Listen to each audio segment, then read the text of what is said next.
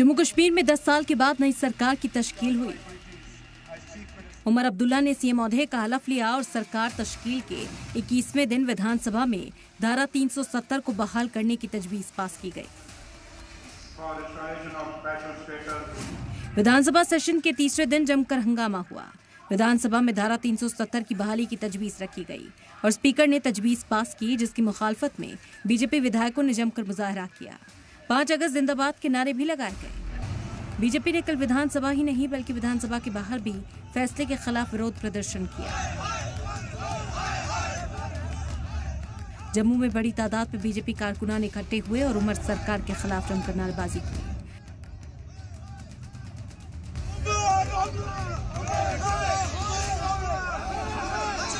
दरअसल चुनाव से पहले नेशनल कॉन्फ्रेंस ने सरकार बनते ही धारा 370 बहाल करने का वादा किया था और सरकार बनते ही विधानसभा में धारा 370 की बहाली की तजवीज पास कर दी गई, जिसमें कहा गया कि ये विधानसभा खास दर्जे और आईनी गारंटी की अहमियत की तस्दीक करती है, जिससे जम्मू कश्मीर के लोगों की पहचान, सहाफती और हुकूक के तहफ़्फ़ुज़ की, साथ ही इन हुकूक के एक तरफा खत्म करने पर तशवीश जाहिर करती है। इसके साथ ही विधानसभा भारत सरकार से जम्मू कश्मीर के लोगों के मुंतखब नुमाइंदों के साथ खास दर्जे आईनी गारंटी की बहाली के लिए बातचीत शुरू करने और तजवीज़ को बहाल करने के लिए आईनी सिस्टम बनाने की अपील करती है।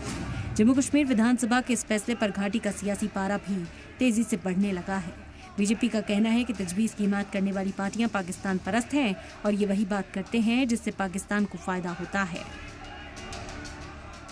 इन सभी चीज़ों से साफ पता लगता है कि लोगों को गुमराह करना चाहते हैं। इनकी दोगली जुबान है। पिछले दिनों जो उमर अब्दुल्ला का बयान था वो अलग तरह का था कि 370 अभी हम उसको करेंगे नहीं, लेकिन ये लोगों के साथ एक अन्याय होगा।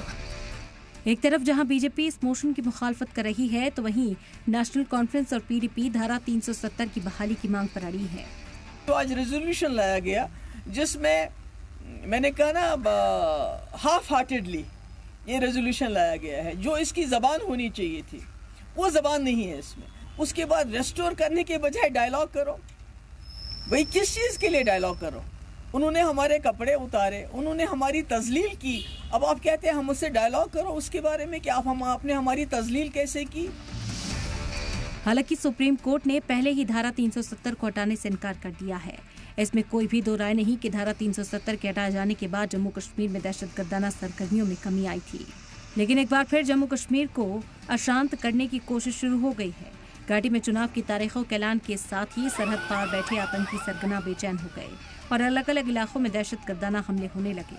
दहशतगर्दों ने हाल ही में श्रीनगर को भी अपना निशाना बनाया था और अब बीते 24 घंटे में 2 अलग अलग इलाकों में दहशतगर्दाना हमलों की खबरें मिली हैं।